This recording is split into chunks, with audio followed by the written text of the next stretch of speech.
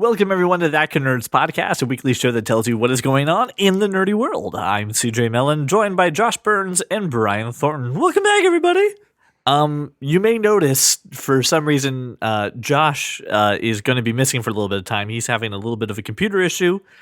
So Brian and I are just going to pick up. We're going to carry on the show, but hopefully Josh will be back soon. Mr. Thornton. Senor Mellon. We celebrate every month a proud tradition that is done on this podcast where you will... Yes, where we all stand around a circle and sacrifice a goat. Brian sits us down by the campfire. He lulls us into a good sense of security, and then he just really tells us the ballad of what is coming out this month in the movie theaters. Ladies and gentlemen, it's time for the Blockbuster. That was not. That was off key. That's my bad. You want to do it again? No. All right. No, that was bad. Brian, why don't you walk us through what's coming through the movie theaters in the month of December? Do I have to? Yeah, you do. There's really only 2 movies I care about. That's true. Well, that's not true. Okay. Actually, that's not true. Actually, that's not true. I lied. All right. December 1st. Yes. December 1st, which is already passed. I'm so sorry, by the way. Diciembre. Being here.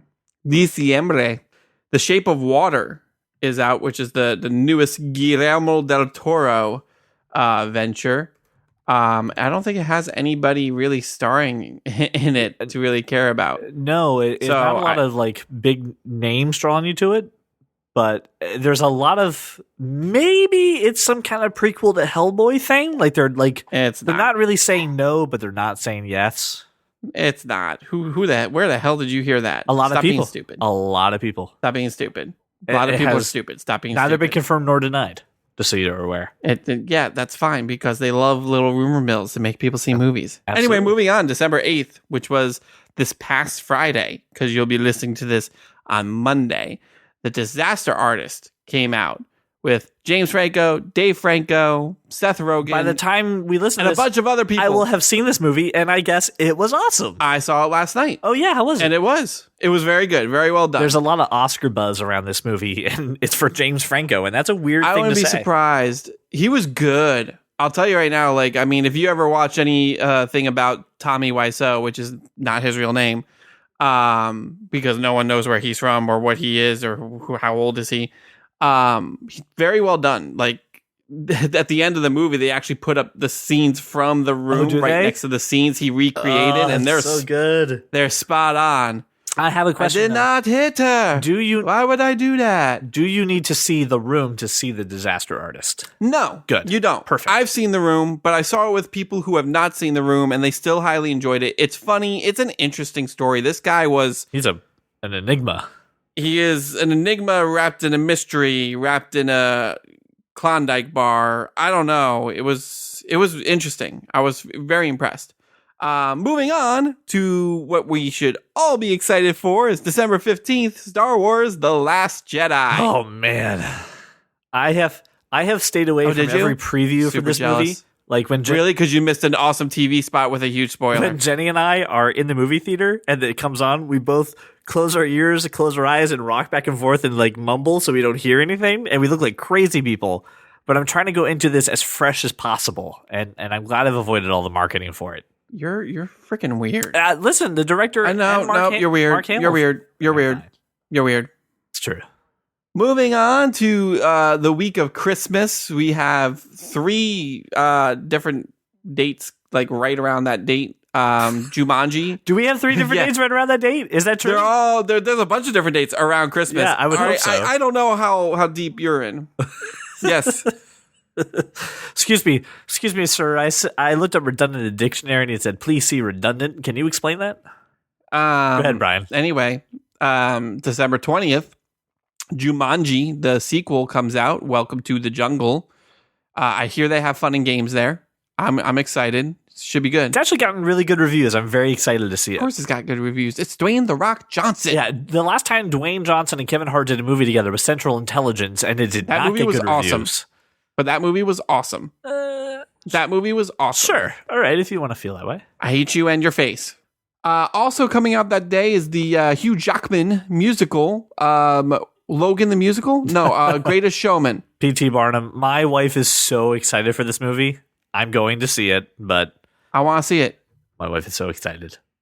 It looks good. I think it looks good. I mean, Zac Efron's in it, so I mean, there's that. Zac Efron was also in the Disaster. There's that Artist, going against it. I know. I'm trying not to tell my wife that. I want that to be a lovely surprise for her. She won't recognize him. No, I think she will.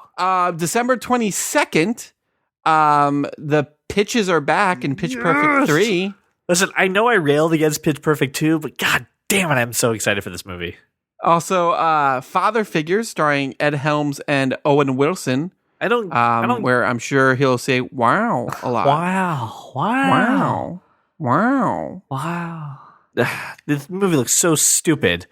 I want to say hard pass, but I think I'm going to see it just because movie pass. But at the same time, I don't want to see this movie at all. Hey, speaking of wasting 85 minutes, Downsizing also comes out on December 22nd. I have no fucking desire to see this movie. Oh my god.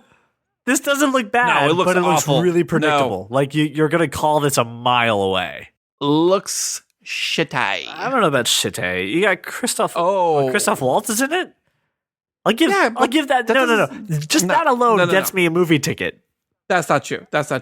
Listen, this movie is not going to win any awards or get any prestige, but it's going to be an enjoyable escape for an hour and a half. Oh, I beg to differ. I guarantee you. You think this movie's going to get awards? I'm sure there'll be talk about it. I don't even think this is going to get I don't even think this is going to earn a Razzie. It's not going to be anything. It's going to mean nothing to anybody. It'll be talk. I'm just throwing things out there. Well, talk and earning awards are two different things. All right, get on to the last movie of the month because I'm really excited. Of course, you're really excited for the last movie of the month. You know why? Because it's written and directed by Aaron Sorkin, who I don't know wrote a show that you continually reference. The West Wing. He also wrote The Social Network. Can you name the movie? What movie? Well, Molly's Game. The movie that's coming out. The movie is Molly's Game. Listen, Idris Elba's in this movie. I will watch it even though Michael Cera's in it, playing Michael Cera. Like I can live without that. This movie looks really good. I love Aaron Sorkin. I'll see anything Aaron Sorkin's done, and he wrote it and his directorial debut. Josh and I both love The West Wing, so it's probably going to be on the list of things that we need to watch. And it's Aaron Sorkin. Like I'm there. I'm already there. I don't care. I'm there. Well, that, ladies and gentlemen, is the end of the blockbuster. Brian, because Josh has left, I realize that your spirits may be low. So I figure it's time to elevate your spirits. Take a look at the world of comics, see how it's affecting TV, see how it's affecting movies, but most of all, how it's affecting you, Brian. Ladies and gentlemen, it's time for Cape Talk. Cape Talk! All right, so, Brian, Shazam, the movie we've been talking about with Shazam! With Zachary Levi, the DC character, may have found its villain. Oh, is that so? And it looks like it's Dr.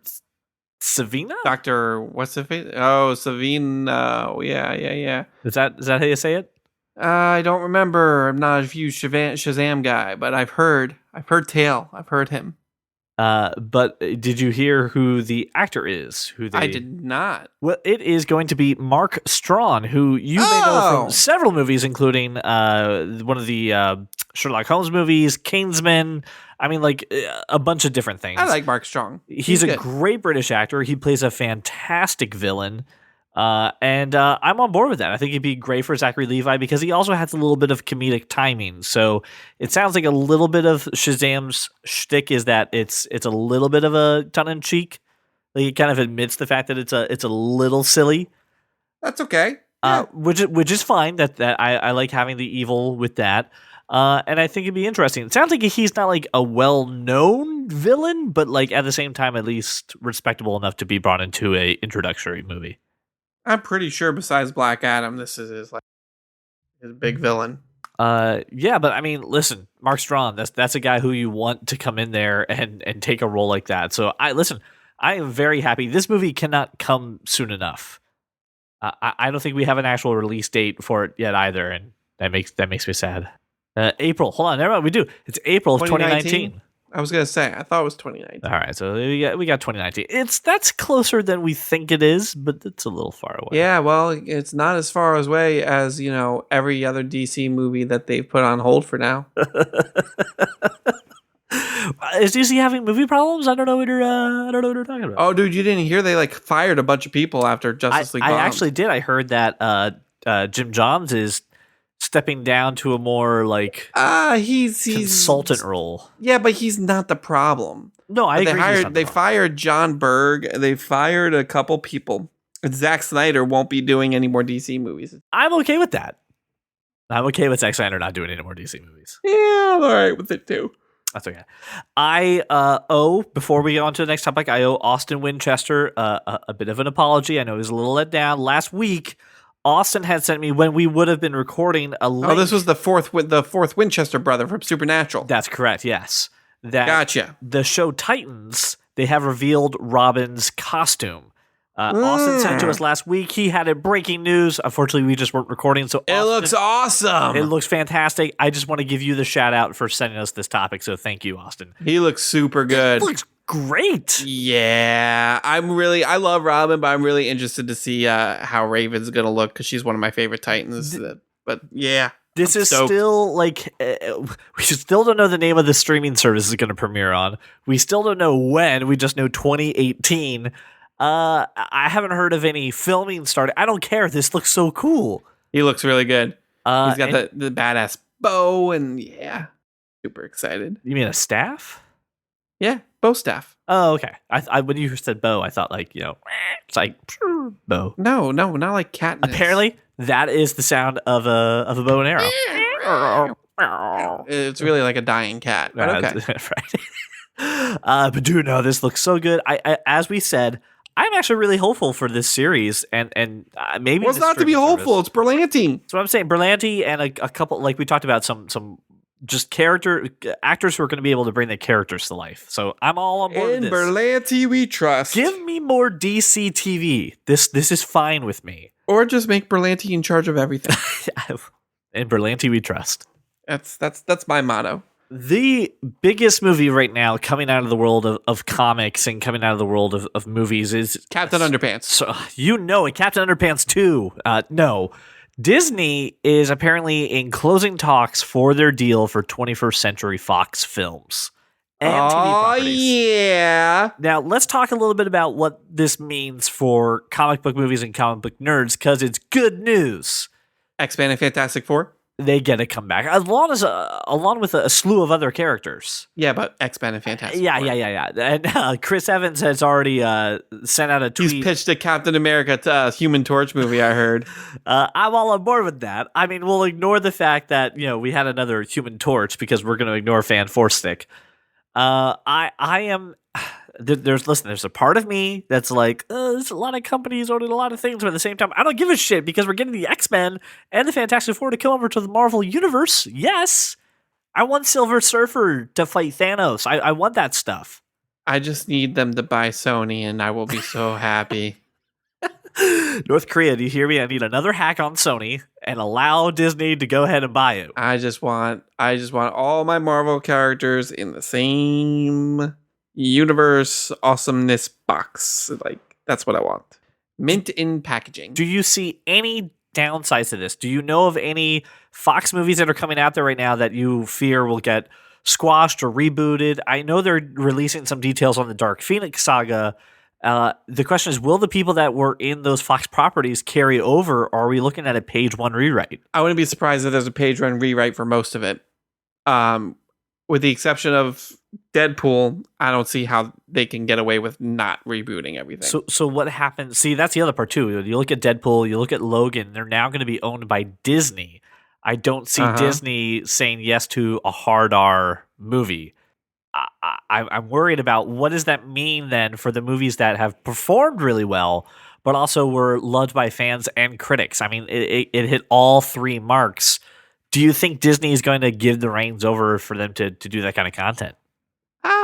I think so. Disney as a company has owned plenty of other studios in the past that didn't have the Disney castle in front of it, but put out like pretty risky R-rated stuff. So I'm even looking at things like ABC Studios that's kind of tamed down a little bit of their newer shows. The stuff that was existing beforehand has stayed at its level of quality and, dare I say, raunchiness, but I'm not sure about redoing stuff like X-Men and Daredevil. Daredevil, listen to me. Deadpool. You're hopeful. Oh, totally. Okay. Well, I mean, you just look at Daredevil. I mean, Daredevil's pretty freaking right up against there. I mean, I don't see why they wouldn't be okay with it. My other question too, and this kind of bleeds a little away from cave talking, kind of moves into our screen to screen coverage, where that kind of nerd takes a look at TV and movies. With this acquisition deal, also comes other properties like FX and FXX, and those are networks that have put on a little more adult themed programming, a little more rated M for mature stuff. If Disney owns that, again, are you confident in the fact that some of the shows will still you'll be the same? Like, I don't know if Disney would have greenlit Wilfred or Always Sunny in Philadelphia. Well, I mean, Wilfred's over, and Always Sunny is Wrapping up 3 seasons past its prime. That's true. I don't give a shit about The Simpsons, so I'm not affected at all. So you're just like, hey, whatever. Let Disney buy whoever they want to get this I don't care. I don't care. I don't care. Now, since we're talking about the world of movies, there was one movie that we had to take off of the Blockbuster for this month, and I really wish Josh was here right now because he could make me eat a big pie of I Told You So and do a little dance. John Travolta's Gotti biopic was killed 10 days before its release. Yeah, why was that? So here's the thing. The studio that made it sold it to a distribution company, and they had a buyback clause, and they honestly believe that they can get a bigger, wider release than what the other company did, so they bought back the movie to try to redistribute it and get a bigger movie.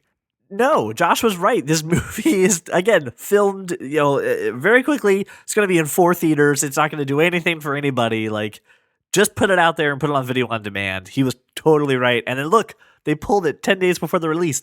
I owe Josh Burns an apology, and he's not here to accept it.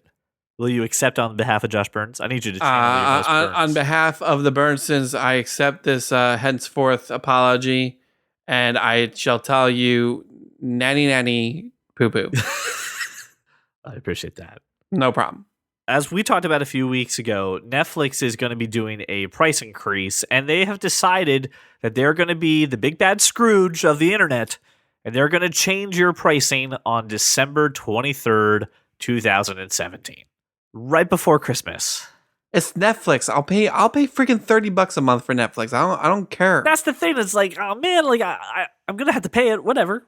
Just fine, increase the price. I'll pay it. Yeah, we all will bend over and take the price increase. It's not like no I'm problem. Not gonna pay one. So here's the thing. They announced it via Twitter through a customer. It's like, hey, when's this happening?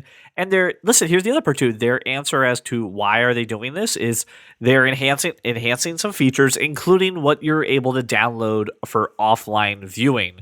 If they charge a little more, they have a little more money in the bank, they can go to those studios and say, hey, allow us to take this so that the people can watch it when they're not online. The timing is just like, guys, we're doing a couple days before Christmas. Like guys, come on. But at the same time, I mean one Netflix. You really are a Scrooge. Oh, that's so good. You're increasing all your prices and shoving up the pooper, Netflix. Oh, that's so good. There's nothing else. That's it. You've won that. You've won that topic, ladies and gentlemen. That's it. Okay, we also got some bad news in the world of Game of Thrones. So Sophie Turner, who plays Sansa Stark, was given Sansa Stark was given an interview to Variety. And they were just kind of talking about, oh, hey, Game of Thrones, when are we gonna see the next season? And she was just like, oh yeah, it's gonna be sometime in 2019. And everyone's like, what? No, 2019? That's one whole year with the Game of the Thrones. Yes, because there's nothing to watch ever. Yeah, you're right. There's absolutely no television on. There's no television. There's no Netflix original series. There's no Hulu documentaries. There's my DVR is like 85% full. Like, come on. See, I can go a year. According to her, they have 6 to 7 months of filming left still to do, and then you have to do a lot of CGI and special effects because dragons aren't real and they don't. You have to put them in. Wait. I was afraid to tell you this. Dragons aren't real. They're not real. And if you... I'm sorry. I hate to break it to you, Brian, but they're not real. I can't. You will never be a Khaleesi. I don't want to be a Khaleesi. I wanted to know nothing. Well, obviously you do if you don't know dragons are real. Okay, the next thing I have for you, Brian, is are you a fan of the Netflix show Black Mirror? I am. I am a fan of the show, The Black Mirror. If you are not watching Black Mirror, you need to. However, I have one stipulation. Please don't watch the first episode first. Watch like the second or the third. They're not connected at all, so you can watch them in any order you want, but just don't watch the first episode It's the Twilight Zone. It's the Twilight Zone for today. It's a really good show, and it really revolves around like technology and when technology like can get out of control and things like that, which is what's really cool about it. That first episode is rough. Not gonna lie, rough, man. I found it very intriguing, but it's rough. It's totally rough. So December 29th, 2017, so just a few days after your Netflix price goes up, the 4th season of Black Mirror is premiering. Now, they also released trailers for every single episode, which you can see in our show notes. But the one that I really want to talk about, I don't know if you've seen it, was the USS Callister. I did not see it. Okay, so did you watch Breaking Bad? No, you didn't, because you're a monster. I've watched the first 2 seasons. Fine. USS Callister is got the mom from How I Met Your Mother. It has Jesse. What is it? Jesse Plemons. He's from Fargo. He's from Breaking Bad. He's from Friday Night Lights. They are doing a spoof on Star Trek. And again, if you know Black Mirror, nothing goes the way it's supposed to. Technology rears its ugly ending. And things just go weird. But it's got some campy self-awareness to it that is just really fantastic. I highly recommend you check out the trailer for all of these episodes, including the season trailer. And I know I will be just binge watching this on the 29th. So go check out Black Mirror. It's definitely worth your time. Brian, continuing our Netflix train here, are you a fan of Blade Runner? Like the movie with Harrison Ford? Yes. And Hans. And Hans. You have dreams of unicorns then, is that correct? Do androids dream of electric sheep? Yes, they do. Fantastic. A+ gold star. If you don't know that is the name of the book that inspired Blade Runner. Are you a fan of Ghost in the Shell? And I'm not necessarily talking about the movie. Well, the original Ghost in the Shell was technically a movie. The one with Scarlett Johansson. I was a fan of both. Okay. Of all the shells with ghosts in them. So Netflix put out a trailer to a new series called Altered Carbon. The premise of this is that if you are part of the elite, they have figured out a way to transfer your consciousness to basically a new body. So this way you don't die, and it's kind of like Replicants a little bit. Like so Josh would be okay. Yes. You and I are screwed. We are going to have to deal with our mortality. But it's set again in a dystopian future kind of thing, and it really has a Blade Runner feel to it, a little Ghost of Shell feel to it. And it's got an actor that you may know, Joel Kinnaman, who is from The Killing, from Suicide Squad, from House of Cards. Wasn't he Rick Flag? He was Rick Flag, yes, he was. Yeah. I'm not a fan. I like him. He's an acquired taste. I like him, but I always hate him in all of his movies. If that makes sense. Sure. He's always a douche. Well, yeah. Don't say, well, yeah, like that's a good thing. He is, but you just kind of have to go with that. So listen, I don't care if he's a bit of a douche. The cool thing is that this is a visually amazing show. Again, it's set 300 years in the future. It looks like it is one of Netflix's most expensive shows to date. And it's going to be premiering February 2nd, 2018. So we got a little time before it actually comes around. But it looks great. It's got like a cyberpunk feel to it, a noir novel. It looks extremely intriguing. Are you okay with opening up a little space for some sci-fi in your life for the series? I've always got room for a little sci-fi in my life. I'm always open to checking out new Netflix shows and B, new sci-fi shows. After I watch the 80,000 things I have to watch. Hopefully by February 2nd, I'll be caught up. Hopefully you'll be able to catch up. Our last bit of news surrounding the world of movies is that Disney's live-action Mulan has cast its main character.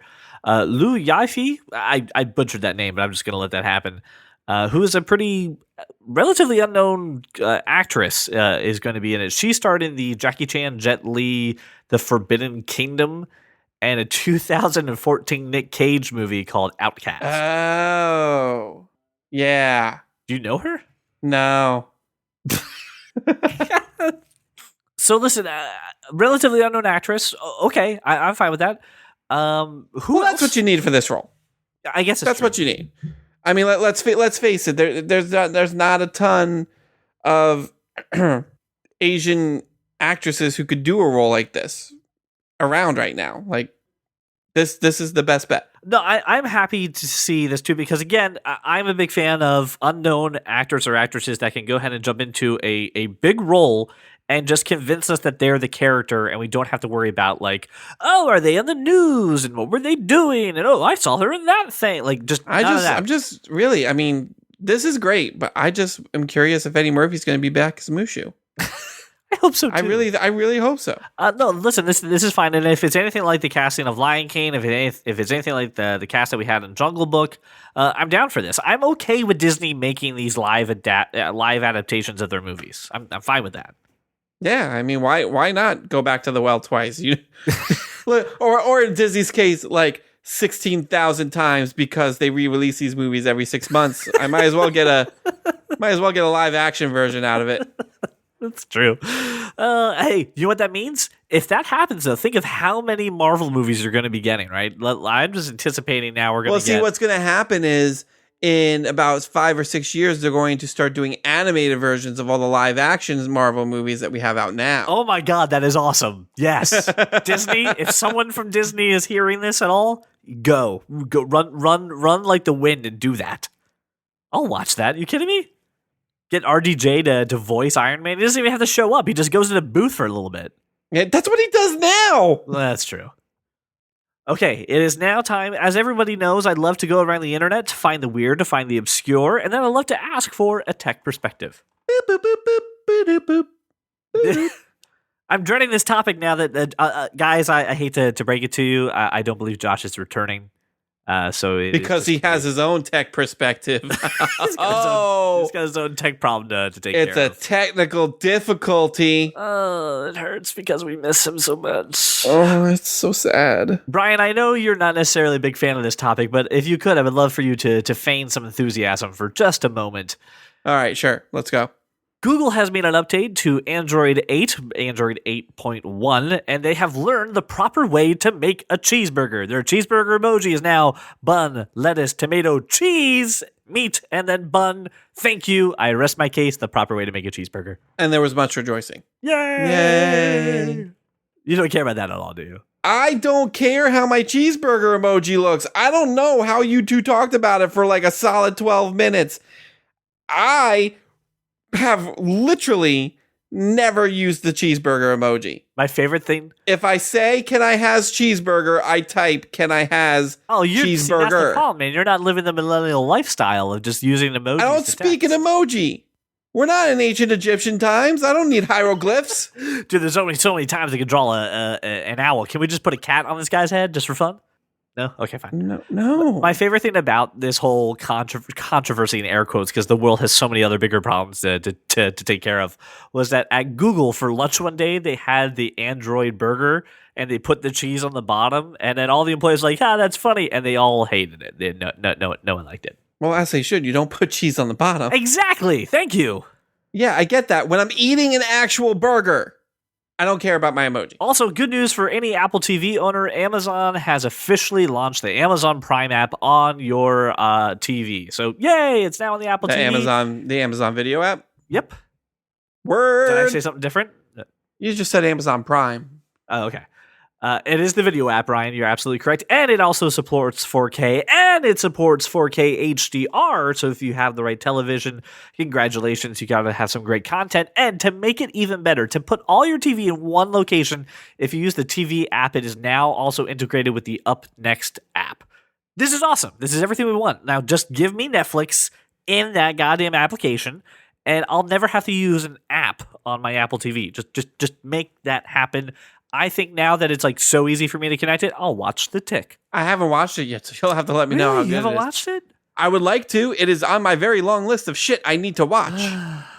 Brian, when was the last time that you used the Shazam app on the phone, either through Siri or the app itself? I've used it through Siri about twice in the past 5 years. That's the thing, right? It's a good app to have, but no one knows that it's built into Siri. And I don't know a lot of people who actually use Shazam.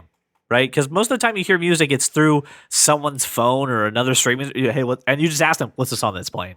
Yeah. Or you actually are connected to, culture, and you already know, but I don't know because I only listen to music I like to listen to. I mean, you're talking to a guy whose playlist has like Bobby Darin on it, so all right. Well, I don't really use Apple is allegedly in reports to buy Shazam for $400 million. Seems a little overpriced. That's what I thought too. I mean, Apple's got like billions of dollars, so I mean, like 400 million is nothing for them. I will give you a nickel for Shazam. I really feel like for Shazam, you're just like, you know what, the name is worth a little more because of this Zachary Levi movie. Will you accept $5? I will need change though. Will you give me change for the $5? Yeah. That seems way hefty a price. It is a little much, but I do like the idea that this can become a deeper integration within the phone. But the problem is, I don't know what I would use it for. Like I'm at the movies and they have like song playing, like get exclusive content by Shazamming this song, and I'm like, nope, this song is terrible. I have no need to do that. They do it in the Target commercials before the movie. Like, open your Shazam app. I'm like, I'm too busy looking at Instagram. Like, who is Shazam in your television? I imagine that there's someone that Apple just believes that because they see it in a commercial or something, they're just like, people have Shazam open all the goddamn time. I've done it like once or twice in a restaurant because like they'll be playing something. And then you got to do that awkward, like everybody's looking at you like up to the ceiling. So you're close to the speaker to try and have Siri hear it. Like, that's my favorite thing is you always have to explain what they're doing, but you can't talk while you're doing the arm up in the air. Right, because then Siri would be like, I didn't understand that, but I Googled, can I, find you, baby, what were you talking about? I'll have a cheeseburger, lettuce on the bottom, so I don't know. What's the matter? It's just, I feel like you really had a good train of thought. And I did. I lost it. I have to end this with a joke. And you're just like, joke about cheeseburger. And then when you were done, like, ended with that cheeseburger joke, I feel good about this. I didn't feel good about it at all. Actually, I don't. I don't feel good about this. I didn't feel good. Yeah, it's the thing. It was funnier in my head. I'm sure it was. Shazam is that thing that it sounds great when you're really curious what a song is. But then as soon as you start to use it, you're like, oh, this is terrible. It's kind of like if you're replying to a text with Siri and someone's like, oh, what are you going to say? I'm like, stop, shut up, stop. Do you not know that? Like, great. Your text to Brian says, hi, Brian. Or, hey, what are you going to say? No. Siri is not, as long as we're talking about Siri in Shazam, it's not there yet. Like, I'll say like, hey, I was looking to buy a box of cereal earlier, and like, hey, Siri will pop up, and I won't realize it. It'll pick up my entire conversation. Then they'll be like, okay, Lord of Awesome, we're playing Papa's album for you. And I'm like, what the hell is Papa's album? And then Marvin Gaye pops up on my phone. This was a true story. And I'm like, I didn't ask you to do that at all. Nor did I say, hey, Siri. I said cereal. Don't say, now I got to. Oh my God, it just did it. But yeah. Check the web for. I said cereal. What the hell? What the hell, Siri? What is your life? Okay, first off, I apologize to anyone's iPhone that went off because he said, hey, dingus, which is the code word I use on a podcast. So if anyone's virtual assistant went off, you can blame Brian. Okay, Google, calm down. Brian, you said that Shazam just isn't there yet, right? Nah, none of it's there. I don't see the application. Do you know when Shazam was founded? The company. The company? The company. When was the company founded? Oh, I'm guessing the company was founded in like the mid-90s. Right, 1999. The company is 18 years old, and you're saying to me the technology isn't there yet. That's a problem, man. It's not worth $400 million. That's what I'm saying. It's overpriced. Oh, man. If you're an avid Shazam user, I just need to know what your life is like. So please find us on Facebook or Twitter at That Kind of Nerd, and just tell me a little bit about how and why you use Shazam. I have to hear your life story, Brian. CJ? It's that time where That Kind of Nerd gives a topic, a product, a movie, whatever, the third degree, and decide if it passes or fails. It is time for the nerd degree. Brian, do you love Mario? Yes, I do. Brian, do you love cereal? I do love cereal. Well, I mean, I do. I don't eat it nearly as often. How happy are you to have those two things merged together? I don't think it really matters because, it's cereal. And I'm not 7 anymore. Kellogg's is making a Super Mario cereal. That is hard to say, by the way. And It's on me. It is coming to Target. Are you ready for the suggested retail price? $3.14. That's pretty much the amount cereal costs. The amount of cereal costs. But it comes with one of those amiibos to try with Super Mario Odyssey. No, it's a junk amiibo. It's got a prize on the bottom of the box. That's a junk amiibo. What do I get when I put it on my Switch? I don't know because I don't know what an amiibo is. It's a little figurine with an NFC chip in it that you can put on your Switch or your Wii U, and you'll get like special unlockables or items or characters in certain games. Plus, they look awesome. I'm sure they'll give you like a spoon. I don't know what the amiibo will give you. But Brian, now I need to get this cereal and find out what this amiibo gets me. When can I find this cereal, CJ? Well, allegedly, according to a couple tipsters, it is appearing in inventory systems right now at major retailers. And again, the one that I had linked to was Target, and it's a little hard to find. It's kind of like those Harry Potter socks or Pringles, and if you don't know what Pringles are, you need to play Cards Against Humanity. But it's available now. You just kind of have to find them. Here's my question, Brian. When you think Mario cereal, what kind of cereal do you think it is? I'm thinking it's like a Lucky Charms type of thing. You're damn right. Now, what are the marshmallows that are inside of it? Hopefully red mushrooms and 1-Up mushrooms. And, among other things, possibly like a Yoshi egg or stars. So the marshmallow pieces include super mushrooms, 1-Up mushrooms, and the question boxes. What? Those are Lucky Charms. Yeah, I'm down with that. I enjoy my Lucky Charms. So now I'm taking the cereal away from Italian man instead of an Irish man. So we're good. It's a me, and that's my cereal. Yeah, that's what I'm waiting. That's the commercial I'm waiting for. So now it is time to obviously judge this product and ask: is it worth having a video game themed cereal? I would give this 3 color changing spoons out of 5. You remember those plastic color changing? I do remember those, and that is our typical rule of measure. I say this is actually pretty cool, and I would like to see more of this, so I will give it 4 color-changing plastic spoons out of 5. So listen, there's a link in our show notes. It's got the UPC to Target. It's got its MSRP. It's got some item numbers. Go online, type this in, see if you can find it at Target. And if you do, I gotta know what it tastes like. Like, is it good? And what's the amiibo inside of it? And also, someone, please just explain to me amiibos. I don't understand. Well, thank you so much for listening to this episode. You have our sincerest apologies that unfortunately Josh could not stay on for the whole episode. I hope he fixes his computer soon. We will definitely have him back next week. We are also going to save our conversation for Punisher for next week. So sorry for the delay, but we are excited to talk about the series with you because I think we all really liked it. If you would love to talk to us about any of the topics that we talked about or stuff that we didn't talk about, you can always get us on social media. Or stuff that we can talk about in the future. In the future.